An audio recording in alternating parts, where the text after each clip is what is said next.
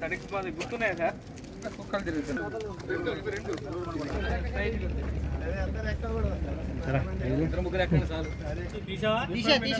పంపిస్తున్నాను. ఒకరోజు ఎక్కడి నుంచి వచ్చినోడికి ఎంజాయ్ చేసిపోతాడు అంతే. మనం కూడా ఏదో ఊరు బతుబలే ఉందా వెళ్ళి ఉంది.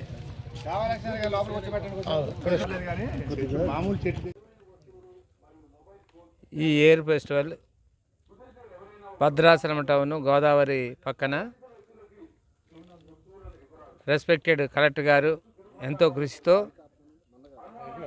ఈ టూరిజాన్ని డెవలప్ చేయాలని ఎంతో కష్టపడి నేచురల్గా బతుకుతున్న ఈ ఆదివాసుల సాంప్రదాయాన్ని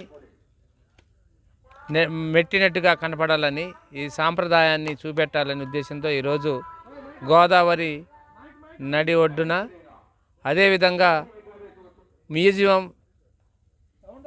ట్రైబల్ మ్యూజియంని ఐటీఐ దగ్గర, అదేవిధంగా ట్రైబల్ కల్చర్ అంటే ట్రైబల్ ట్రెడిషన్ని ఎలా ఉంటుందని చూపెట్టడానికి దుమ్మగూడెం మండలం బొజ్జుగుప్పలో అక్కడ హార్చరీ కానీ ట్రైబల్ యాక్టివిటీస్ కానీ ఎలా జరుగుతాయి ఏంటి అనేది భోజనాన్ని కూడా వాళ్ళకి అక్కడే ఏరు అనే ఈ ఫెస్టివల్కి ఒక చెరువులో ఆ వాటర్ని వదిలి, ఏరు అంటే నీరు అని ఆ కోయ భాషలో ఆ పదాన్ని వాడుకగా తీసుకొచ్చి ఈరోజు ఈ నియోజకవర్గానికి ముఖ్యంగా శ్రీ సీతారామచంద్ర స్వామి దేవస్థానానికి చూస్తున్న పుణ్యక్షేత్రానికి వస్తున్న భక్తులందరికీ ఒక ఆహ్లాదకరంగా అందరూ పట్టణాలలో ఉండి మేడల మిద్రలో కాక ఒక్కసారి ఇలాంటి ఎంజాయ్ చేయాలని, ఈ రివర్ పక్కనున్న ఈ ఆహ్లాదకారాన్ని చూసి ఆనందించాలని, వీక్షించాలనే ఉద్దేశంతో కలెక్టర్ గారు అదేవిధంగా టూరిజం డిపార్ట్మెంట్కి దీన్ని కృషి చేసిన కలెక్టర్ గారికి ముఖ్యంగా ధన్యవాదాలు తెలుపుకుంటూ, అదేవిధంగా ఈ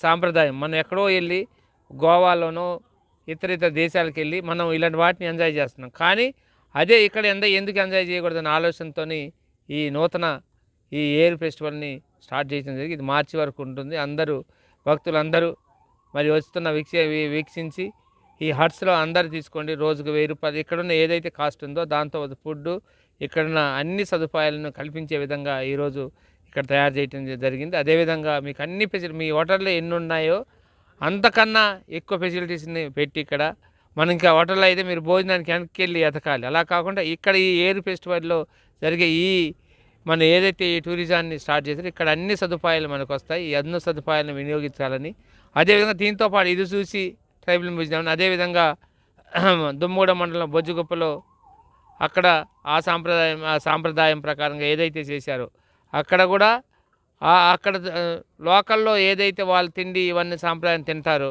అదే సాంప్రదాయాన్ని అదే ఆదివాసులతోని ఈ భోజనాలు తయారు చేయించి వాళ్ళు చేసిన డ్యాన్సులు కానీ కల్చరల్ యాక్టివిటీస్ కానీ ఆర్చరీ కానీ అనేక రకాల వాళ్ళు చేస్తున్న కార్యక్రమాన్ని చూపెట్టే దాంట్లో మెట్టటిగా కలెక్టర్ గారు ఎంతో కష్టపడి ఇక్కడ అది తయారు చేసి అందరూ ఆహ్లాదకరంగా ఉన్న ఈ టూరిజాన్ని చేసిన కలెక్టర్ గారికి ఆయన 10 రోజుల నుంచి ఎక్సర్సైజ్ చేసి అక్కడ ఎవరైతే ఎంఎస్ఎం వీళ్ళు ఉన్నారో వాళ్ళతో కూడా స్కిల్ ట్రైనింగ్ ఇచ్చి వచ్చిన వాళ్ళని ఎలా రిసీవ్ చేసుకోవాలి, ఎలా ఇవ్వాలి, వాళ్ళకి మనం రెస్పెక్ట్ చేస్తే ఒక్కరోజు ఆనందంగా ఉండి మళ్ళీ వీళ్ళు వెళ్ళి హైదరాబాద్ ఎక్కడికి వెళ్ళి చెప్పుకుంటారు.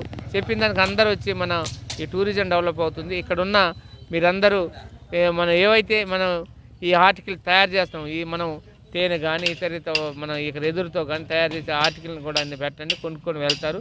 మీకు ఇక్కడ తయారు చేసిన దానికి ఒక వ్యాపారంగా ఉంటుంది. అదేవిధంగా వాళ్ళు వచ్చిన వారు ఆనందంగా ఉంటుంది. వీరందరూ మనం చేసిన ఏదో డాల్స్ కానీ ఇతర కానీ ఏమున్నా కూడా వాళ్ళు కొనుక్కొని వెళ్తారు. మీరు ఇక్కడ ఈ ఏరియాలో తయారయ్యే కానీ పళ్ళు కానీ ఇప్పుడు మనకు ఇక్కడైతే ఏవైతే ఈ ట్రైబులు వినియోగించుకుంటారు దాంట్లో ఇప్ప పువ్వు కానీ అలాంటి, అదేవిధంగా ఇక్కడ తింటున్న సాంప్రదాయాన్ని మనం నాటుకోడి కూర కానీ ఇలాంటి అలా చేయాలని ఒక ఆశతో ఈరోజు ఒక ఫిషరీ ఎలా పడతారో అదేవిధంగా టెంపుల్ లైట్, నేచురల్ లైట్ కూడా మనం సోలార్ లైట్ని అనేక చోట్ల ఫిట్ చేయడం జరిగింది. ఇది సోలార్తోనే ఎరుగుతుంది. సోలార్తోనే తయారు చేసిన లైట్, మనం ఎక్కడ కరెంట్ లేకుండా సోలార్తో తయారు చేసిన లైట్లని ఇలా ఆనందంగా ఉంటుంది. నైట్ పూట అయితే చాలా ఆనందంగా ఉంటుంది. మీకు అందరికీ చెప్పుకుంటూ వచ్చిన భక్తులందరూ కూడా మీకు లాడ్జీలో ఉన్నదానికన్నా ఇక్కడ ఇంకా ఎక్కువ ఫెసిలిటీస్ ఉంటాయి. ఈ ఫెసిలిటీస్ని వినియోగించగలరని, అదేవిధంగా లోకల్లో ఉన్న వాళ్ళు కూడా ఒక్కరోజు ఆనందాన్ని మీరందరూ వీక్షించాలని మీ అందరికి మనవి చేసుకుంటూ తెలియజేసుకుంటాను. Thank you.